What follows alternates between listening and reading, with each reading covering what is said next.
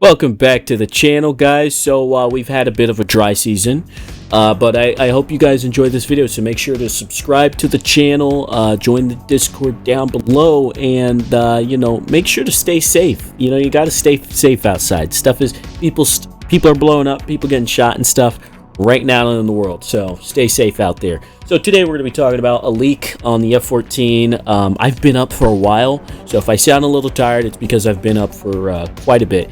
And did I call this a leak? It's not a leak. It's a dev blog.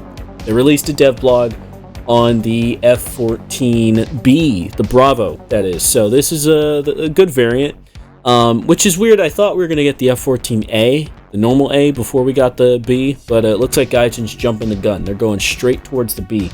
Now, the reason this is pretty big news is because the B has some pretty darn good characteristics. This includes AIM-9Ls, of course, which can go on the A early. The AIM-54C, which is the Phoenix missile, but it's the C variant, so a lot more better, has better avionics and predictability, or better computers on board, basically, so it can calculate its shots more effectively. And my personal favorite, this bad boy carries a T-pod with GBUs, so we'll be able to drop guided munitions onto targets in tank battles. This will probably be the US's best CAS aircraft because it uses a laser targeting system that should have thermals. So at least in DCS it has thermals. So when they slap a targeting pod on this, you'll be able to go to, I don't know, 10,000 feet, drop a GBU on some Panzers staring at you and blow them up. So that's pretty darn cool. This also carries the AIM-7Ms, which will be awesome because the F-14 we have in the game currently carries the Fs only. So this will be able to carry AIM-7Ms, AIM-54Cs, and AIM-9Ls. And I wonder if they're going to upgrade the F-14A early to carry the 9Ls, but we'll have to see. It also carries the GBU-12, the GBU-16, the GBU-10. So needless to say, this thing's going to be pretty darn deadly. And I believe it could carry up to 4 GBUs. It also could carry countermeasure pods with 160 countermeasures, so that's pretty darn good. This thing's going to be a beast. Potentially the best aircraft in the game because the Tomcat's a very good dogfighter. Even the A early was able to dogfight with the MiG-29 and the F-16. Now, I haven't made like a dogfight video with him, but I've done some testing with the jet, and it just seems to pull into the MiG-29 and F-16 in certain scenarios, so the B is just a better model. It's got upgraded flight controls, pulls a little better. They took away the front slats that pull out when you go Mach 1. Those are not in this variant. So those are gone. But the biggest thing, in my opinion, that I'm most excited for is the TCS pod. And if you don't know what a TCS is, basically it's the little thing under the nose on the Tomcat. And they use it to look at targets from afar and IFF them. So basically, it's like a targeting pod, but for the Tomcat, or an optical tracking system. In warthunder, on the dev blog, they call it a TISEO, but I'm used to calling it the TCS pod because that's what I refer it to. And they also have labels for it like that in certain documents. So basically, what you can do with this is lock a target, and the TCS will lock its optical camera on that target and tell you what aircraft that is. Now, this won't be super crazy in RB. I'm sure you can use it at certain ranges. It'll be decently useful, but it's going to be super useful in Sim because you'll be able to lock a target, right? And it'll show you what aircraft it is. So you'll be like, oh, okay, this is a MiG-23. Well, the Russians or Soviets are on the other team, so this is a bad guy. I'm going to Fox a Phoenix on it, right? I'm going to Fox through him. So that's going to be super awesome. And I wonder how they're going to model the TCS pod. Are they going to model it like in, what do you call it? Like, are we getting this in third person as well? Or is it only going to be on the outside? I don't know, but we'll have to see. But either way, I'm pretty excited for the F-14B. This bad boy carries a pretty decent payload. And I believe it has an upgraded radar too, so that's kind of cool.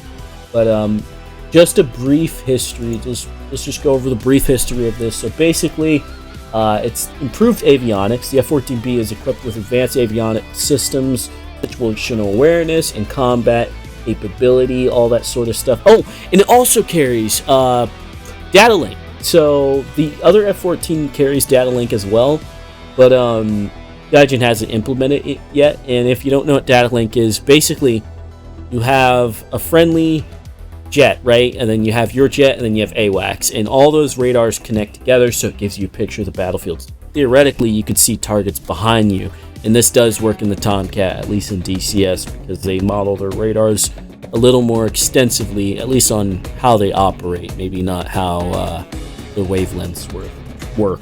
But yeah, no, that would be a really cool feature Gaijin adds. But yeah, the F-14B features structural enhancements that improves the aircraft's durability and reduce maintenance requirements, but that's not really a big deal with War Thunder. They're probably going to make this have higher SL anyway.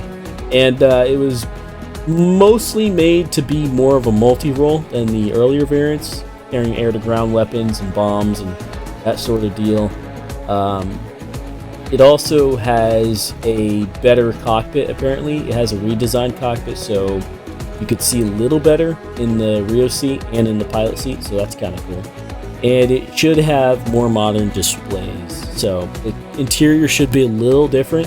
Not too different, but it should definitely have a more modern appeal to it. It'll still look sort of old, of course, because this isn't the F-14D, but we should have an RWR in the cockpit.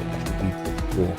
And then last but not least, I think this is probably pretty cool because I thought they were going to make the F-14B a premium, right? I figured they'd make a premium and then just add the F-14D in the tech tree, but it looks like we're getting the B in the tech tree, which means we might still get the F-14D, and that might be in the tech tree as well, or it could be an event vehicle, or it could just go straight to a premium as soon as we get a bunch of aircraft.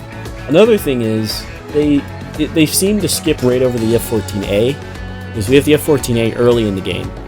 The F-14A has a TCS pod, it has RWR in the cockpit, and they seem to just skip right over that. So are we getting the F-14A as a premium perhaps in the future? Maybe not this update, obviously, but maybe down the line. I feel like Gaijin would make a lot of money off of that. But yeah, tell me what you guys think in the comments down below.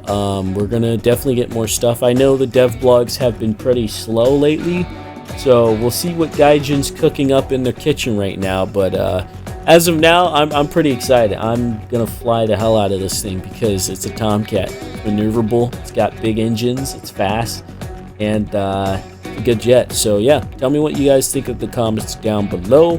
Make sure you like, share, and subscribe. I hope you guys enjoy this video, and make sure to join this Discord down below to have a chance to feature in our sim videos.